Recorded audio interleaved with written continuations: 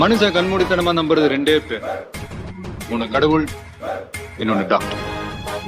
கடவுள் கூட மசரதாயம் கொடுக்குறோம், ஆனா டாக்டர் நம்பி தான் முசுரே. அந்த டாக்டர் தப்பு பண்ணக்கூடாது, தப்பு பண்றவங்க டாக்டரா இருக்க கூடாது. எல்லா துறையில தான் தப்பு நடக்குது, ஆனா மருத்துவத்துல நடக்கிறதுக்கு பேரு தப்பு இல்லை, நம்பிக்கை துரோகம். துரோகத்துக்கு மன்னிப்பே கிடையாது.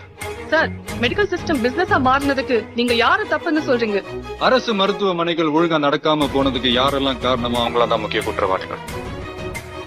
7% ஜிஎஸ்டி வாங்குற சிங்கப்பூர் மக்களுக்கு மருத்துவத்தை இலவசமா தர்றப்போ 28% ஜிஎஸ்டி வாங்குற நம்ம அரசாங்கத்தால ஏன் மருத்துவத்தை இலவசமா தர முடியல? மெடிசனுக்கு 12%. பல தாய்மார்களோட தாலி இருக்கிற சாராயத்துக்கு ஜிஎஸ்டி கிடையாது. நம்ம நாட்டோட நம்பர் 1 அரசு மருத்துவமனையில ஆக்சிஜன் சிலிண்டர்